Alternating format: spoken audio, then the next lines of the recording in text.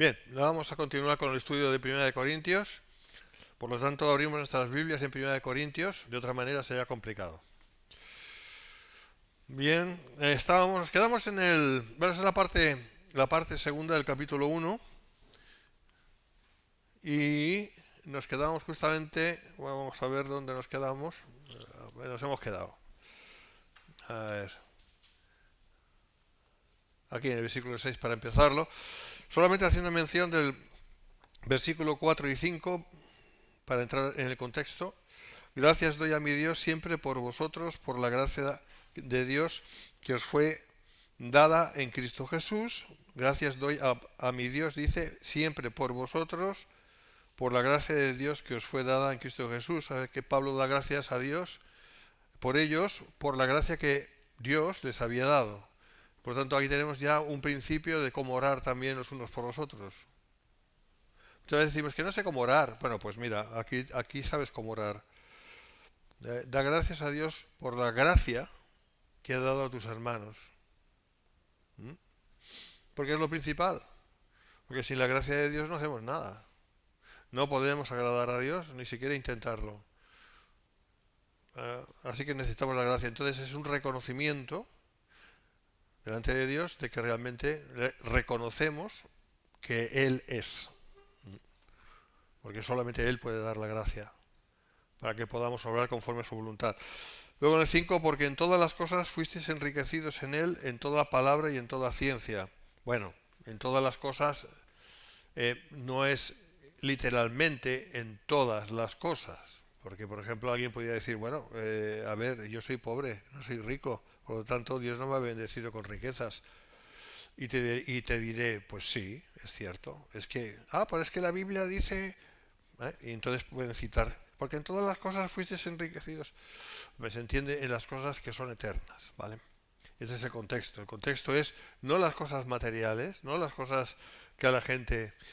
Si os dais cuenta, esto destruye de base toda esta falacia de la doctrina de la prosperidad. ¿Te das cuenta?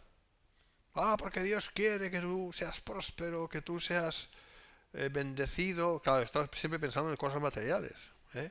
Con toda la salud, con dinero, con amor, ¿eh? Quien tenga salud, dinero y amor, y canta la cancioncita. No, puede ser que sí, que puede haber casos que Dios quiera bendecir de esa manera a un creyente, pero no significa que eso va a ser, como todos sabemos, que eso va a ser así. Pero si tú siembras, te dicen, si tú siembras, Dios te va a dar. Y todo es material. Y por tanto, de estas falsas iglesias hay que huir siempre. No es la voluntad de Dios. Claro, y te dicen, no, pero es que aquí dice, porque en todas las cosas fuisteis enriquecidos. Además, te lo dicen así, yo lo he escuchado muchas veces. Sacan de contexto el texto. El texto sí dice eso, pero no tiene nada que ver con el contexto de lo que, conforme a lo que quería decir el Señor y por boca de Pablo. Todas las cosas, aquí se refiere todas las cosas que son las que realmente importan en términos de eternidad. Bien, y es en el contexto de la gracia. Porque dice siempre por vosotros, dando gracias a Dios por la gracia.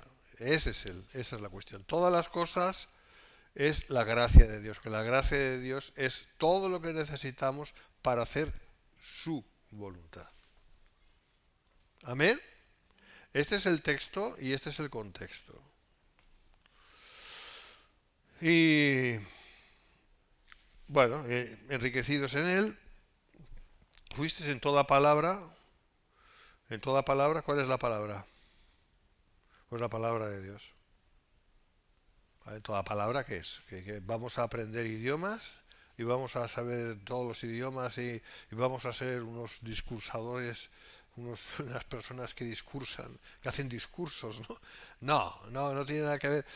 La palabra es, lógicamente, la palabra de Dios. O sea, ser enriquecidos en toda palabra de Dios. Eso es así, naturalmente. ¿Por qué? Pues por dos razones y motivos. Una, porque el canon ya fue cerrado y tenemos toda la palabra de Dios aquí, se llama Biblia. Y dos, porque en base a esta palabra Dios habla a cada uno conforme lo que Él quiere. Y en toda ciencia, ¿qué significa? En todo conocimiento, gnosis, ¿Qué significa? Que Dios da al cristiano todo el conocimiento de una manera exhaustiva, o sea, pensando en términos globales, todo el conocimiento, obviamente no, porque contradeciría lo que más adelante vamos a ver, ¿no? Que es lo que dice, que Dios ha dado a los cristianos, o sea, Dios ha escogido lo más tirado del mundo para glorificarse, ¿verdad? O sea que no está hablando de todo el conocimiento, está hablando del conocimiento de Cristo. Bien, porque entra dentro del contexto de toda palabra, gracia de Dios, conocimiento de Cristo. ¿Entendemos esto? Si os dais cuenta, la palabra de Dios hay que entenderla bien. Porque si no se entiende bien, uno desvaría. Y puede montarse doctrinas que no tienen nada que ver, basándose en la Biblia. Así que la hermenéutica es tan importante. La hermenéutica es el arte de la interpretación de la exégesis. O sea, de la interpretación de la enseñanza, de la interpretación de la Biblia, en este caso. La hermenéutica. Bien. Entonces, mucho tiene que ver con el sentido común también, claro. Y con la buena fe. Con la buena fe. Es decir, la buena intención. La buena intencionalidad. No querer que tu idea, la que sea, esté ahí y la estés destacando diciendo que está basada en la palabra de Dios cuando esta idea es falsa. Bien. Ahora, si es una idea conforme a Dios, sí. Y no te preocupes, que si es una idea conforme a Dios estará refrendada por la Biblia. Pero si es una idea personalista que no tiene nada que ver con la palabra de Dios, pero tú usas la palabra de Dios para refrendarla, no la estás refrendando. Lo que te estás inventando de un bulo. Y una persona que sea espiritual de verdad lo va a saber, se va a dar cuenta y te va a decir que estás equivocado y eres un hereje. Y punto. ¿Vale? Entonces la palabra de Dios hay que interpretarla siempre conforme a la palabra de Dios. Esta es la sana hermenéutica. ¿Vale? Ahí nos quedamos y seguimos. Versículo 6. Así como el testimonio acerca de Cristo ha sido confirmado en vosotros. O sea, además añade esto, ¿no? Así como, o sea, ya lo que ha dicho y ahora el testimonio acerca de Cristo ha sido confirmado en vosotros. Es interesante esto, ¿no? Porque si os dais cuenta, los corintios no eran precisamente un dechado de gente muy espiritual. No eran unos super cristianos. Porque Pablo les reprende duramente. Y eso lo estaremos viendo a lo largo de la epístola. Y sin embargo, siendo tan insuficientes en sí mismos, fíjate que dice, ¿no? El testimonio de Cristo ha sido confirmado en vosotros. ¿Es una contradicción eso? Alguien diría, sí, es una contradicción. No, no es ninguna contradicción. Porque aquí está hablando del testimonio de Cristo. O sea, Pablo podía ver que Cristo estaba en ellos. No estaba diciendo que en todos y cada uno de los corintios. Eso ya sabemos que no. Pero que como iglesia, el testimonio de Cristo estaba confirmado en ellos. Él pudo discernir que esa era una iglesia de Cristo. ¿Me entendéis? Muy a pesar de los pesares. En este caso, pues de la insuficiencia espiritual de la mayoría.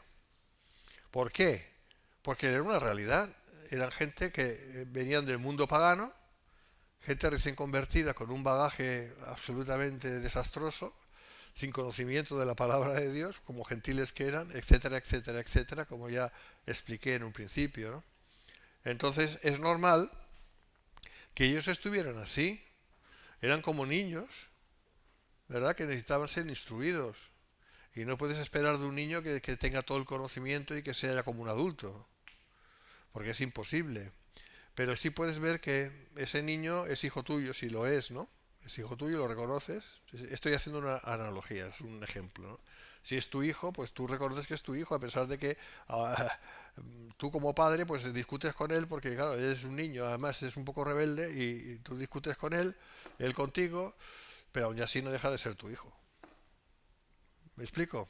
Pues es, llevándolo a lo espiritual, lo mismo con los corintios. Así que no hay ninguna contradicción. Es verdad que ellos eran personas eh, muy necesitadas de crecer en Cristo, aunque no se daban cuenta de ello. Típico de los niños también, que se creen que son adultos y no lo son. ¿Vale?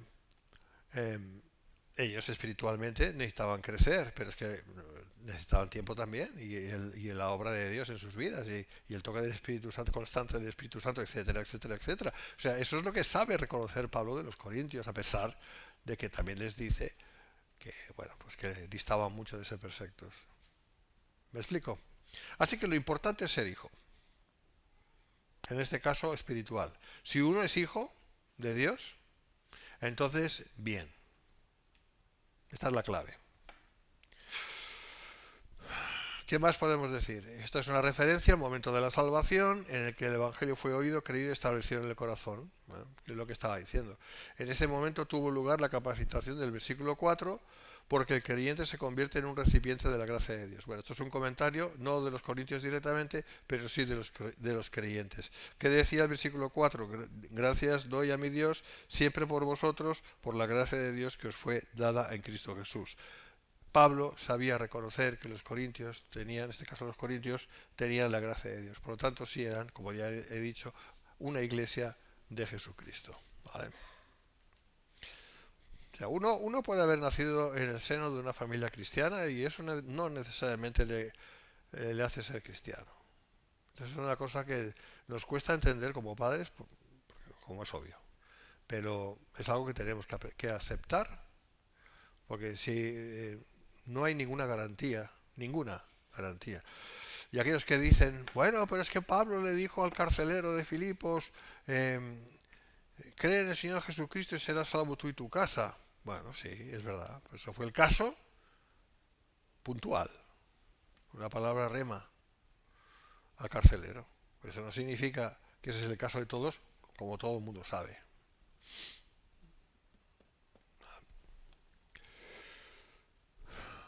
Las vidas transformadas son la muestra y garantía de un verdadero testimonio de Cristo, no las formas, la simple doctrina encajada en la mente o cosa semejante.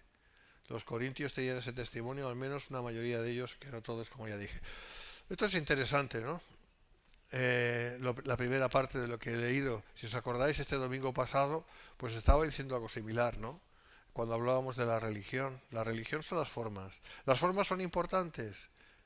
Sí, claro, tienen su importancia, claro que la tienen, o sea, no vamos a desmerecerlo.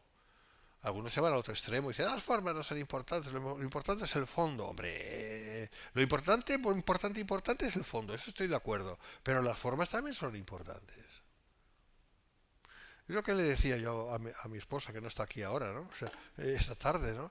Eh, es importante que lo que se dice sea verdad, pero también es muy importante que esa verdad sea dicha bien. Porque si se dice mal, no deja de ser verdad, sigue siendo verdad, pero el que la escucha, pues no sé si va a tener la suficiente madurez, vamos a llamar madurez, como para recibir esa verdad, porque está mal dicha. Y alguien dirá, pues que tú tienes que recibir la verdad no importa cómo se diga. Y yo te digo, y yo digo, cuidado, porque esto no es así al 100%, porque es muy importante decirlo bien. Que el que escucha tiene la responsabilidad de recibir el mensaje, sí, pero le ayudarás más si como lo dices es de la manera correcta. Eso es obvio y es general. Y eso es un comentario que estábamos teniendo, que no pasa nada, pero ya os lo digo, que es así. Así que es importante cómo se dicen las cosas. ¿Cómo aprendemos? Yo sé cómo se tiene que aprender, no digo que lo aprenda, pero sí sé cómo se tiene que aprender. ¿Cómo es? Como te gustaría que a ti te lo dijeran. Decirlo como a ti te gustaría que te lo dijeran. Como te gustaría que te lo dijeran, decirlo tú. ¿Cómo tengo que decir yo las cosas? Pues como me gustaría que me las dijeran a mí. Esta es la regla de oro. Alguno diría, pues mejor no decir nada. Sí, es verdad. Mejor no decir nada. Pero claro, como seres humanos que somos, no podemos estar sin decir nada demasiado tiempo. Es imposible. Bien, versículos 7 y 8, de tal manera que nada os falta, ningún don. Esto también tiene tela. Nada os falta. Desde luego que Pablo estaba pensando siempre en Dios, no en los corintios. Porque Dios siempre cumple. ¿Me entendéis? Y ese es el tema. Esperando la manifestación de nuestro Señor Jesucristo, el cual también os confirmará hasta el fin, para que seáis irreprensibles en el día de nuestro Señor Jesucristo. ¿Vale? Don Miguel. Bueno, ¿qué significa aquí don? Don es un regalo, ¿vale? Un don de la gracia en este caso. ¿De parte de quién? De parte de Dios. Dios es quien da los dones. La gracia solo viene de Dios. Y es Dios quien la da. ¿Vale? Entonces, ese es el contexto de todo lo que está diciendo hasta ahora. Está hablando de la gracia. Si os dais cuenta, el énfasis de Pablo es la gracia, la gracia, la gracia, la gracia, la gracia. Por eso nosotros creemos en las doctrinas de la gracia. Como dicen los mexicanos, primero Dios. ¿eh? Me gusta eso. Porque es verdad. Así debe ser. Dios es quien da la gracia. Mientras que las bendiciones del lenguaje y conocimiento tenían el propósito primordial de evangelizar a los perdidos, los dones espirituales edifican a la iglesia.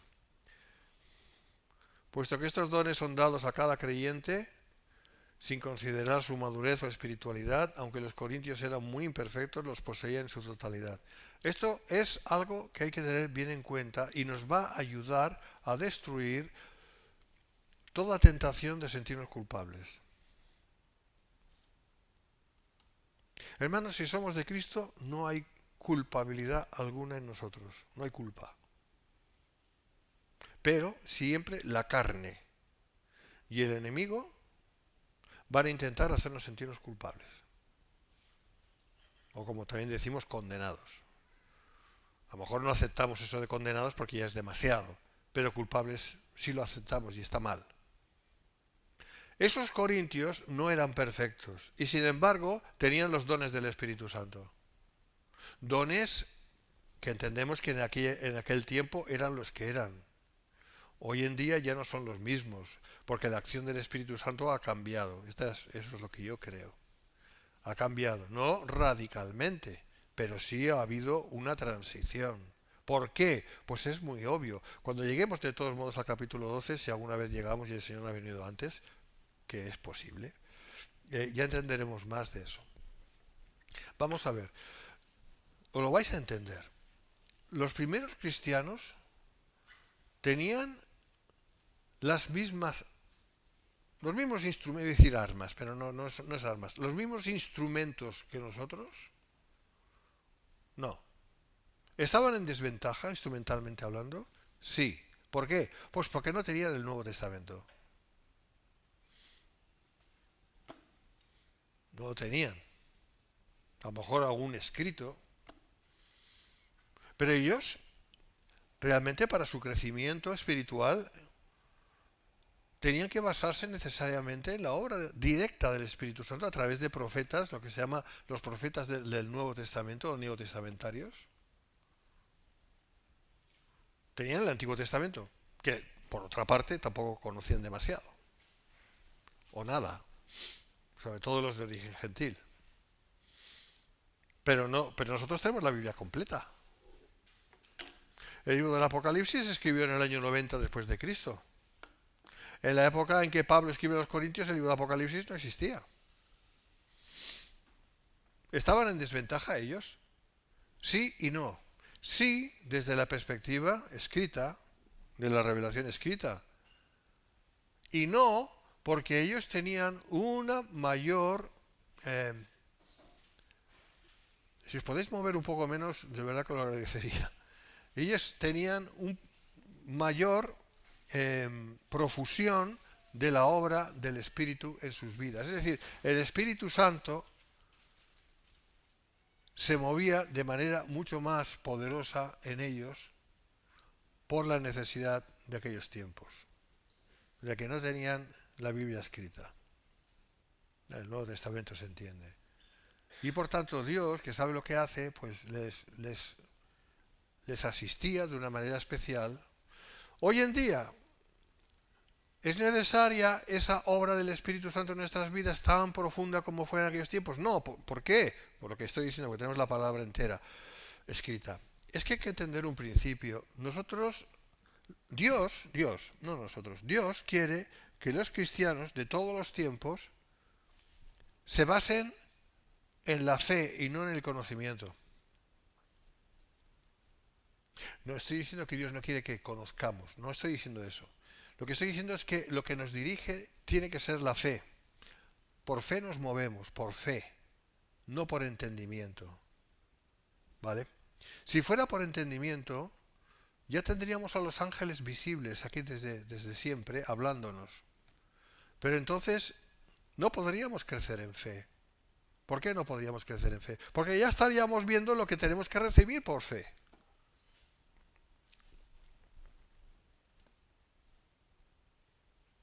Así que es normal que en este tiempo actual del final de la Iglesia no haya tanta profusión de la obra del Espíritu en términos de dones del Espíritu, carismas, tan grande como lo hubo en un principio cuando no tenían la palabra escrita todavía. Ellos eran más necesitados que nosotros de la obra directa del Espíritu Santo, por la razón que estoy diciendo. Y si la pregunta es, bueno, ¿y nosotros exactamente qué tenemos que esperar del Espíritu Santo?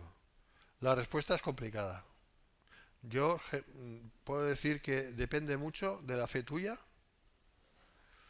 y que ésta sea auténtica, quiere decir que sea real y no una invención tuya.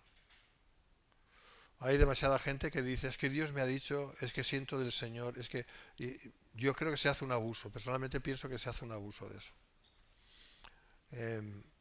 Pero hasta qué punto es así o no es así, pienso que es muy personal, ya depende de cada uno. La interpretación de eso ya depende de cada uno. Yo no voy a decirle a uno, esto que me estás diciendo, que tú siempre sientes del Señor, no es verdad. No, no me atrevo a eso. No me atrevo a eso porque quizás sí sea real. Pero yo tengo que saber hasta qué punto Dios realmente me puede hablar o no me puede hablar. Yo puedo hablar por mi testimonio, en cuanto a mi experiencia, pero no me voy a poner en la piel de nadie más. Esto es similar al tema de la salvación, salvando las distancias. Pues yo sé que soy salvo, pero yo no puedo saber de los demás si son salvos o no. ¿Me explico? Porque todo tiene que ver con la relación personal de cada uno con Dios. Ahora, también os puedo decir, si la pregunta es, Miguel, ¿tú piensas que se está haciendo un abuso de la obra del Espíritu Santo, de las manifestaciones, faneros si es en griego, del Espíritu Santo hoy en día? Yo diré, la respuesta te lo voy a decir que creo que sí, se está abusando, no es real. No soy cesacionista, pero tampoco lo contrario. Yo sé que suena ambiguo, pero como dije antes, esto es muy personal, depende de cada uno y depende de la fe de cada uno. Por ejemplo, yo tengo fe en cosas que otros no tienen fe. Por ejemplo, ¿en qué? Pues en echar fuera demonios. Porque tengo la experiencia y lo hago y sé que es real. Otros me dirán, no, esto no puede ser, esto ya quedó atrás, esto ya no. Otros incluso van a ir más lejos, van a decir que ya no hay demonios, están todos en el infierno.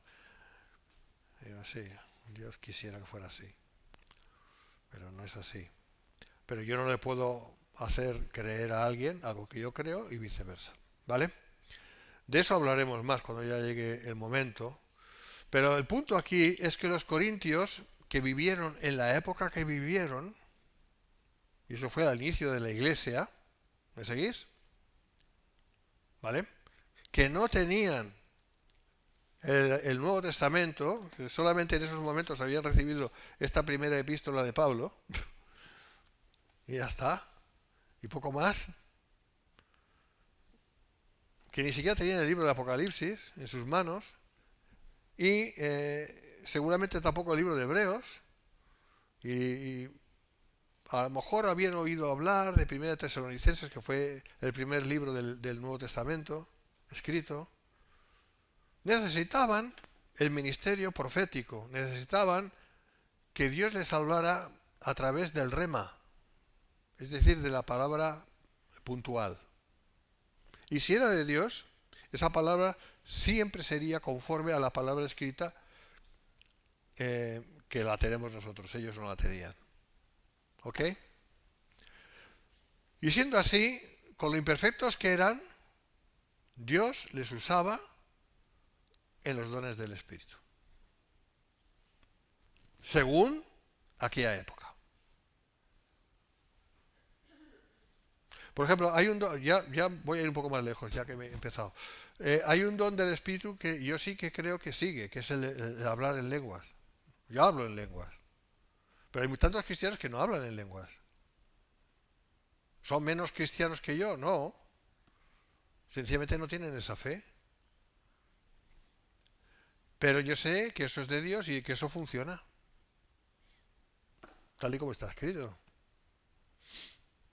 Pero pienso que será mejor dejarlo cuando toquemos el tema, si es que alguna vez lo llegamos a tocar. Y si no, como que estaríamos en el cielo, ya que más da. Bien, será igual ya. Ahí están todos los dones y está todo. Bien, pero los corintios eran muy imperfectos y sin embargo Dios les usaba con los dones. La gracia de Dios era plena para ellos, a pesar de su imperfección. Igual que nosotros. Porque perfectos no somos. Lo menos no. Bien, hablando más de esto, pues todo cristiano nacido de nuevo tiene dones. El primer don es la misma salvación, eso está claro. Un don es un regalo, en este caso de Dios por su Espíritu. Los dones espirituales, los cuales Pablo decía que los corintios tenían, de tal manera que nada os falta en ningún don, también los tienen todos los cristianos en el momento que reciben a Cristo. Esto lo escribí cuando yo era pentecostal acérrimo. Tenía que haber tenido un poquito más de cuidado, porque contradice lo que acabo de decir. Yo no pienso que todos los cristianos tienen los mismos dones que tenían los cristianos de la primera época. Sinceramente no lo creo. Perdonad el lapsus. Este estudio lo hice en el año 1999, creo que fue. Ha llovido, ¿eh? Pero bueno, la verdad es que siempre es por la gracia de Dios que se reciben los dones de Dios, nunca por méritos o merecimientos propios, ¿vale? Bueno, aquí parece que cambia un poquito el tema, y de hecho cambia, porque aquí está hablando ya de la venida del Señor, esperando la manifestación de nuestro Señor Jesucristo, esperando la manifestación de nuestro Señor Jesucristo. ¿A qué se está refiriendo la palabra? Pues a la venida del Señor, ¿vale? O sea, Pablo hablaba de la venida del Señor como si fuera a producirse, hubiera debido de producirse en su tiempo. Es que Pablo no sabía, mira, si Pablo sabía o no sabía, me da igual. El caso es que la palabra es de Dios. ¿Me entiendes? Y con eso el Señor que intentaba decirnos, o decir a todas las generaciones de cristianos hasta hoy en día, pues que tenían que estar preparados para su segunda venida, que podía ser en cualquier momento. Aunque seguro que no iba a ser en aquellos tiempos, porque no fue. Históricamente ya lo sabemos. O sea, que un cristiano siempre que tiene que estar preparado para la venida del Señor. Esa es la enseñanza. ¿Amén? ¿Lo entendemos? Vamos a decir que el Señor va a venir mañana. Bueno, que el Señor nos arrebata este año. Bueno, yo no descarto la posibilidad, porque yo creo que los tiempos ya están cumplidos o están a punto de cumplirse. Por lo tanto, no descarto nada. Pues tengo que estar preparado. Hombre, es obvio, claro, si va a venir este año, imagínate. Pero ¿y si no fuera a venir este año? Y resulta que se pospone porque Dios en su magnanimidad, pues en su gracia, pues quiere alargar unos cuantos años más, de los 2000 años, un poquito más, porque Dios puede hacer lo que quiera, ¿no? por decir, y la venida va a ser cuando ya no estemos ninguno aquí. Pues no ha cambiado nada. Tenemos que estar preparados de todos modos, como tenían que estar preparados aquellos corintios. Amén. También significa eso que siempre tenemos que tener presente que el Señor puede venir. Mira, los judíos siempre decían, el año que viene en Jerusalén. El año que viene en Jerusalén. Era un dicho a lo largo de los años, antes de que Israel estuviera en Israel de nuevo. Ahora ya no lo dicen, ¿por qué? Porque están en Jerusalén. Pues nosotros estamos hablando de la nueva Jerusalén, la Jerusalén celestial. Pues nosotros tenemos que decir lo mismo con mayor razón y motivo, ¿no? El año que viene en la nueva Jerusalén. O mañana en la nueva Jerusalén. A ver, que lo que quiero decir es que esto tiene que estar en nuestro deseo, tiene que ser nuestro deseo. Esto es parte del primer amor, hermanos. Primer amor que los efesios no tenían, lo habían perdido, conforme a Apocalipsis 2. Parte del primer amor es desear estar en la presencia del Señor. Es más, cuando uno desea estar en la presencia del Señor como primera cosa, significa que eso es lo más importante en su vida, el Señor. Y que todo lo demás, por muy importante que sea, no lo es. Delante de la primera premisa. ¿Me entiendes? ¿Quieres tú saber si tú estás en el primer amor? Pues cuando tú deseas eso. Atención para aquí, por favor. ¿Vale? Cuando tú deseas ser arrebatado y recibir al Señor en las nubes. Y que eso es lo más importante. Y tú sabes en tu corazón que no hay intromisión ahí. Porque si hay una cosa que sea más importante que eso, tú lo vas a saber ahí. Lo vas a saber ahí. Y eso va a estar mal. Y es ahí donde tienes que decir, esto no puede ser, Señor. Yo quiero tener el primer amor. Es decir, que tú seas lo más importante en mi vida. Van a saberlo. Si el Señor viene... Imagínate que el Señor nos llama dentro de 5 minutos. Vamos a imaginar. Imagínatelo. ¿Qué dice tu corazón? ¿Qué te dice tu corazón? Es la pregunta. ¿Qué te dice? Sí. O te dice...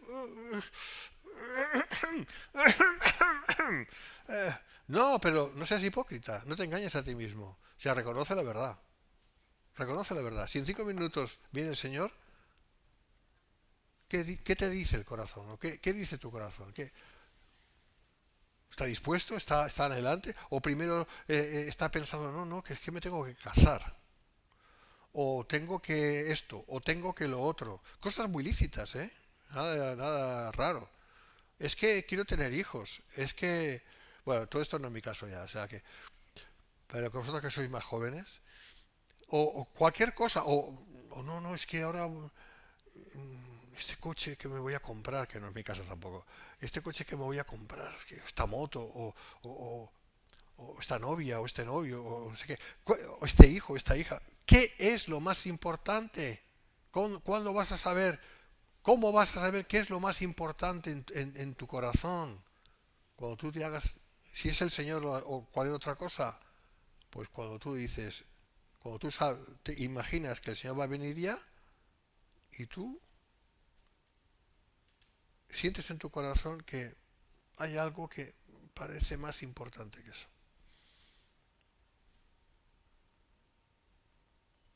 ¡Chan, chan! Bien, así que os dejo con este pensamiento. Y seguimos. Vale, entonces leo, esperando la manifestación de nuestro Señor Jesucristo. Cuando un cristiano lo es de veras, ya está listo para la manifestación de nuestro Señor Jesucristo. Es decir, tiene la seguridad de la salvación eterna, aunque Pablo se refiere a la bendición de la gracia futura. Está hablando de eso.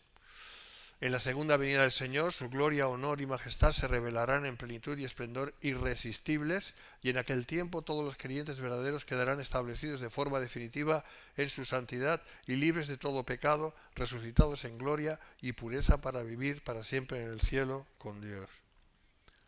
El cual también os confirmará hasta el fin. Significa que la perfección, a pesar de disponer de todos los dones, o los que tengas, no es algo automático o instantáneo, es decir, la perfección. Esto es un recordatorio de que los corintios aún no habían llegado a la perfección. Sin embargo, como veremos en su momento, ellos decían que Pablo irónicamente les dijo, vosotros ya reináis, vosotros ya reináis, ojalá reinaseis para que nosotros reinásemos también juntamente con vosotros, ¿no?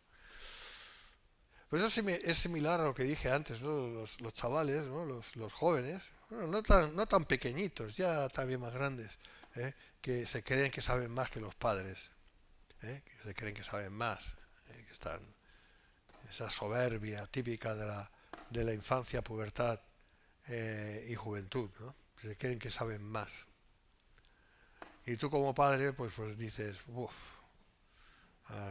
anda que la vida no te va a dar palos para que caigas de tu soberbia. Pero bueno, es ley de vida, es así. Dice, en el día de nuestro Señor Jesucristo. ¿Cuál es el día de nuestro Señor Jesucristo? Bueno, en un sentido, el día de nuestro Señor Jesucristo son todos los días, porque todos son de Él, pero aquí, ¿a qué se está refiriendo? Se está refiriendo a la venida del Señor a por su iglesia, ¿vale? Esto es lo que se conoce por el arrebatamiento, también se le llama rapto, me gusta más arrebatamiento. En griego, harpazo, que significa justamente eso. Estos que dicen, no, es que esto no viene en la Biblia, la palabra arrebatamiento no viene en la Biblia, pues sí viene.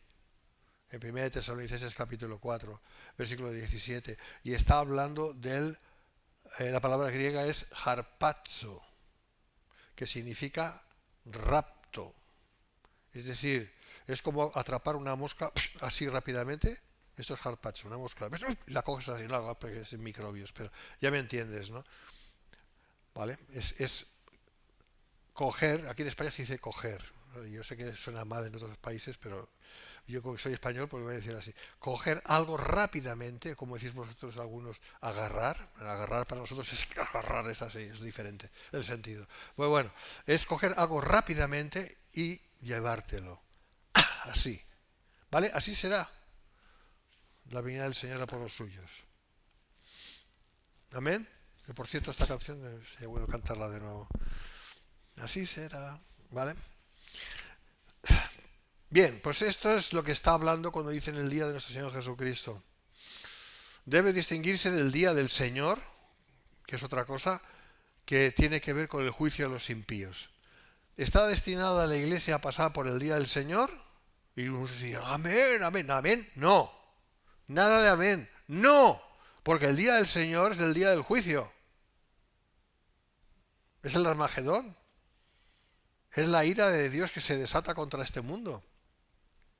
Y los cristianos no vamos a pasar por ahí, porque Dios no nos ha puesto para la ira venidera, ¿vale? Y de eso está hablando la palabra de Dios. Así que damos gracias a Dios por eso. Debe distinguirse del día del Señor, una expresión que se refiere al juicio de los impíos. Quiero decir una cosa que no tiene nada que ver con todo esto, pero que creo que es interesante. ¿Sabéis que el diablo lo que hace es intentar adelantarse a Dios e imitarle para su propio bien? ¿Me entendéis? O sea, Dios ha declarado un día de juicio, que no es un día de 24 horas, sino que es un tiempo de juicio que se corresponde con la gran tribulación. ¿Bien? ¿Me seguís? Y si leéis Apocalipsis 6, describe, cuando abre los sellos, va describiendo lo que van a ser los juicios de Dios que están englobados dentro de las trompetas y de las copas, ¿me seguís? Contra este mundo. Y habla de la eliminación de toda la raza humana prácticamente, menos los escogidos. Porque si tiene que establecerse el reino de Dios aquí, con Cristo presente, que va a ser así, lógicamente no pueden estar los impíos. Los impíos tienen que desaparecer, ir a su lugar. ¿Qué hace el diablo? Intentar adelantarse. Lo está haciendo con el tema de la Agenda 2030, del este de Davos, del Foro Económico Mundial y de todas estas martingalas de las élites satanistas, etcétera, etcétera. O sea, el diablo pretende adelantarse, porque ellos mismos ya están diciendo que es preciso que la inmensa mayoría de la gente desaparezca para establecer el nuevo orden mundial. O sea, el diablo adelantándose a lo que Dios va a hacer. Por tanto, yo ahí diré que no va a ser así. El diablo no va a conseguir lo que quiere. ¿Por qué? Porque no, el juicio va a ser directamente de Dios. Porque está escrito. Está escrito. Es decir, que todo lo que ocurre en el capítulo 6 de Apocalipsis, es decir, los cuatro jinetes, con todos sus juicios, con todo lo que va a ocurrir, eso es de Dios. ¿Me entiendes? Escúchame bien, eso es de Dios. Eso no es el diablo, el diablo que es muy malo, que es muy malo. No, eso es de Dios. Dios va a destruir esta humanidad. Como la destruyó ya en un principio con el diluvio. ¿Verdad que lo hizo? Y ahí no podemos decirnos que fue el diablo. Bueno, Dios usaría el diablo o no dejaría de usar, no sé. Pero no fue el diablo. Porque Dios no puede hacer nada si Dios no da permiso. Fue Dios. Dios va a destruir esta humanidad. ¿Sabéis lo que ocurre? Todos estamos muy engañados. Nosotros a lo mejor no tanto, pero la gente impía muy engañada. Os voy a decir en qué. En lo siguiente. En que vivimos, hablo como humano, ¿eh? Vivimos, respiramos, comemos, trabajamos, tenemos familia, sale el sol, llueve, y todas estas cosas y lo damos por sentado. Lo damos por sentado. Y eso está mal. Porque eso no refleja la severidad del juicio de Dios. Solamente refleja su misericordia. Es por su misericordia que el ser humano, estoy hablando del ser humano en general, se levanta por las mañanas, aunque sea con dolores, cuanto más mayor te vas haciendo, más dolores tienes, se levanta por las mañanas, va a trabajar o a estudiar o lo que tenga que hacer, al mediodía come, y generalmente en el mundo que nosotros conocemos se puede comer 3 veces al día, no en Venezuela, claro, etcétera. Pero bueno, en el mundo occidental, y lo damos por supuesto todo. Luego por la tarde merendamos, un squeak, o lo que cada uno meriende, luego o no, luego se cena, normalmente es así, y luego uno se va a dormir, a lo mejor ve una película de Netflix o cualquier cosa, se entretiene un poco, y encima nos quejamos. Y encima la gente se queja. Pero, ¿sabes? En un momento dado, eso se interrumpe de golpe. Por ejemplo, el incendio en Valencia. ¿Te das cuenta? Y todo el mundo, ¡oh! ¿Qué ha pasado? Y os voy a decir una cosa. Esto es lo que tendría que ser lo común. La destrucción. Así de grave es el pecado. Es que Cristo dio su vida en la cruz por el pecado. Y el ser humano no merece nada de parte de Dios. Excepto lo que merece, que es el juicio de Dios. Pero claro, con que lo vemos todo tan maravilloso, y las montañas, y los bosques, y los ríos, a pesar de que ves también cosas que dices, uff, pero bueno, ves que sale el sol, que llueve, que Dios hace llover sobre justos e injustos, y hace salir el sol sobre justos e injustos, ¿verdad que lo dice? Porque esa es la gracia común de Dios. Pero no es lo que el ser humano merece. El ser humano, hermanos, ¿qué es lo que merece? El infierno. Es así. El ser humano merece el infierno. Y es ahí donde va a ir. Y este tiempo es por la gracia de Dios. Por la gracia común de Dios. Porque Dios es bueno. Y porque tienen que cumplirse sus planes, claro. Porque si hubiera destrucción completa del ser humano, como la va a haber, si fuera ya desde el principio, pues no habría historia, no habría nada. No habría manifestación de la gloria de Dios a través de la salvación que solo Cristo pudo conseguir por nosotros en la cruz. Cristo no hubiera venido nunca, porque ya no habría ningún ser humano, no hubiera habido ningún ser humano desde el principio, desde la caída. Así que todo tiene que cumplirse, pero a lo largo del cumplimiento de la voluntad de Dios también se ve la misericordia de Dios por su gracia común. ¿Me entendéis? Así que la próxima vez que os pregunten, si Dios es tan bueno, pues que ha pasado lo de Valencia, y lo de Alicante, y lo de Londres, y lo de Madrid, y lo de lo que donde sea, y la destrucción que tenga que ver. ¿Pero qué te piensas tú, tontolaba? ¿Qué te piensas tú? Da gracias a Dios, al que no, en el que no crees, y que tienes la osadía de juzgar como si tú fueras mejor que él. Desgraciado. Dile así, dile así. De que si estás respirando en este momento es porque Dios da que tú respires, porque tú no mereces respirar. Y yo tampoco. Y si respiro es por dos motivos. Uno, por la gracia común, que puede acabarse en cualquier momento. Y dos, porque soy hijo de Dios. Porque Él me ha salvado. Nada más. El mérito es suyo. ¿Me estáis entendiendo?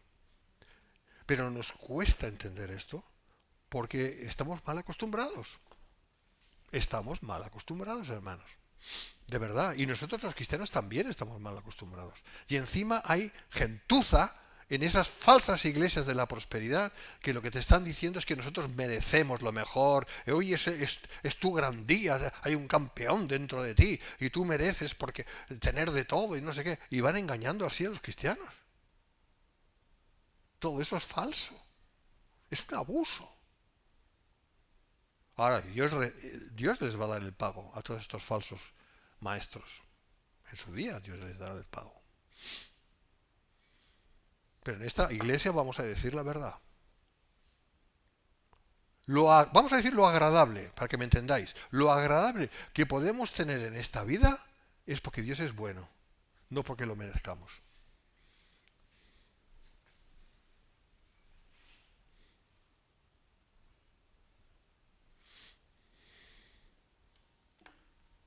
Tenemos que aprender cómo Dios ve las cosas. Cómo Dios ve las cosas, así las tenemos que ver nosotros.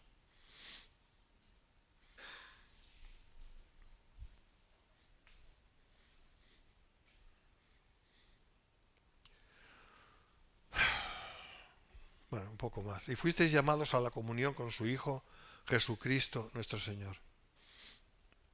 Si os dais cuenta, eso es también por su gracia. Fuisteis llamados. Esta es la gracia irresistible. Esta es la definición de gracia irresistible. Teología bíblica. Dicen calvinista. Bueno, vale, sí, pero es bíblica, que es lo principal. El concepto de gracia irresistible no es calvinista como si Calvino se lo hubiera inventado. Aquí nadie se ha inventado nada de esto. Esto es bíblico. Ahí está. Ahí está. Fuisteis llamados. Los cristianos lo somos porque fuimos llamados con llamamiento eficaz. De otra manera, jamás hubiéramos llegado a Dios. Jamás. Porque estábamos muertos en nuestros delitos y pecados. Justamente, muertos.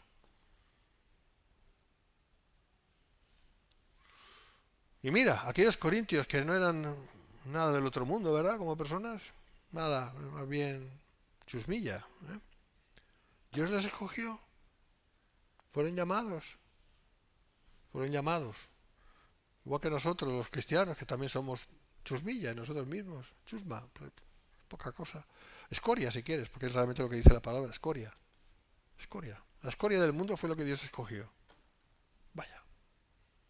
Bendita escoria. Porque todos los que se creen ser algo y que se creen que saben y se creen ser sabios,